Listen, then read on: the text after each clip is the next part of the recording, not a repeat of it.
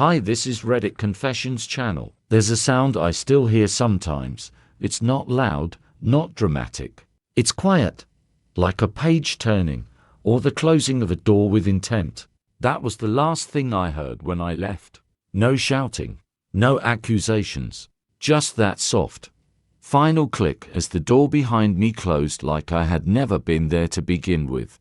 No suitcase, just an old backpack I borrowed from her closet. Purple, with a frayed zipper. I filled it with 3 shirts, a half-used notepad, and the birth certificate that no longer mattered. I didn't drive away. I walked, past 6 intersections, into the rain. I didn't even have an umbrella. I guess that's what happens when someone tells you you're not real. You stop pretending you are. Her name was Genevieve, my wife. Or at least, the version of her the world saw was my wife. I used to call her Evia.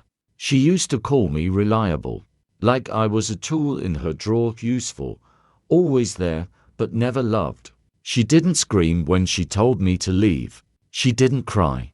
She just looked up from her laptop and said, "Zane, I need a life that doesn't include you. You're too forgettable." Forgettable. That word. It didn't sting the way you'd think. It didn't pierce like betrayal. It smothered, like someone laying a pillow over your identity and slowly pressing down. And I let it happen. I disappeared. I found a tiny town in the mountains of Colorado where the barristers didn't ask for your name and the post office still hand-stamped letters. I became someone else. I took jobs no one wanted. I slept in basements, cleaned tools, worked graveyard shifts at truck stops. I stopped being seen. Years passed. 5 of them. I didn't talk to anyone from before. Not my sister. Not my college friend Sam. Evia had severed them all slowly, masterfully, while I was still in her shadow. So when I left, no one noticed. Also I thought. Then one afternoon in May, a brown envelope appeared under my door. No return address. No stamp. Just my name, my real name, written in black pen. Inside, a photograph. Genevieve, shaking hands with a man in a sharp suit under a banner that read, State Innovation Award Honorary Speaker, Genevieve Marston. The same woman who told me I didn't fit in her life. The same one who erased me. But it was what was written on the back that changed everything. You didn't vanish. She buried you. No signature. I should thrown it away. Burned it. Walked on. But I didn't. 2 days later, I walked past the local library bulletin board and froze. She was there. Not in a photo. In person. Genevieve. Same composure. Same hair tucked behind one ear. Standing at the podium in a smart navy suit, talking about urban development. But then her eyes caught mine. And everything collapsed. Her voice stopped. Mid-sentence. People turned to follow her gaze. And then, right there in front of the city's most powerful, she fainted. I didn't move. I watched.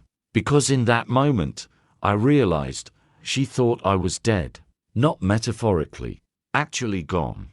The next day, I found out she'd told everyone I had drowned overseas. A tragic accident during a research trip I never took. Except there was no obituary. No grave. Just a fabricated article on a no-name blog that looked official enough to fool investors, clients, and Martin, the man whose hand she shook in that photo. Martin Klein, CEO of a multi-million-dollar consulting firm, and, according to the internet, her fiancé. I watched their engagement announcement video 3 times that night. She was radiant, and I was invisible. Until now, I should stayed gone. But curiosity, or pride, dragged me to the local clinic where they'd taken her after she collapsed. I found her room. I waited outside the door. I was about to leave when I heard her whisper something to the nurse. If Hayes alive, it all falls apart. I stepped inside. She didn't scream. She didn't even speak right away. She just stared. Then she said my name. My real name. As if tasting a ghost on her tongue. Zane. I didn't answer. She sat up straighter, brushing her hair behind her ear, the same nervous tick she used during arguments. "You can't be here." "No," I said. "But I am." "You weren't supposed to come back. You weren't supposed to lie." She sighed. "It's not what you think. It's worse." I left her hospital room without another word. But I took something from the knit stand, a gift box with a necklace inside. Taped to the bottom, a card. Martin Klein, Executive Office. Her mask was slipping. I tracked Martin's foundation down and pretended to be a volunteer applicant. That got me access to the orientation manual, which included board members, event photos, and a buried deep, Genevieve's new bio, widowed, philanthropist, advocate for trauma survivors. I laughed out loud. Widow. She'd built her future on the ashes of my erasure. That night, someone knocked on my motel room door. I didn't answer, but an envelope slid under it. Inside were three things: a flash drive, a sticky note that read Greenhouse, a receipt from a camera rental store in D.C. I recognized the handwriting. Mara, Evie's old friend. The one person who warned me back in year 3 of our marriage. "She's pruning you," she said during a drunken birthday party. "Like a dead branch." I hadn't seen Mara since before I left. I tracked her down. She lived 3 towns away. Same sarcasm, less glitter. She looked at me like I was a ghost with bad timing. "I knew you'd find me," she said. "You sent the envelope?" "No.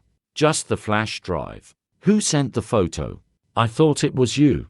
We both stared at each other. Someone else knew. Someone else wanted Genevieve exposed. Mara handed me a folder thicker than a novel. Inside, donation trails, fake names, backdated documents, falsified meeting records. "She used your death as a key," Mara said, "to unlock influence, access, money." I flipped the flash drive open. -1 videos. In one, Genevieve was in a boardroom, accepting a sealed folder from a man with a scar above his eyebrow. She nodded, smiled, handshake. No audio, but I knew that smile. It was the one she used when she already won. The final file was grainy footage of me, from 2 months ago, carrying groceries near a lake in Idaho. Caption: confirm identity before step 2. I almost dropped the flash drive. They had found me. And now I knew too much. I didn't return to my room. I changed phones. I changed buses. And when I finally called Mara again, I said the only thing that mattered: it's time. We met at a lawyer's office, one that handled whistleblower protection.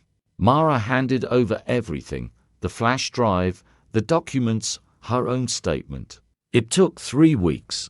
Genevieve was arrested on the steps of the Federal Civic Center during a scholarship gala. She smiled for the cameras. Of course she did. But inside, she was unraveling. Martin flipped. Claimed he had no idea she was never a widow.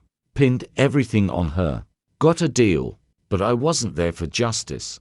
I was there to exist again. It's been 14 months. I live near a lake in Oregon. I sell vintage maps online. I go to the diner on Thursdays. I read. I breathe. Sometimes I think of her. Not out of bitterness. Out of curiosity. Because she tried to rewrite history. But I am still here.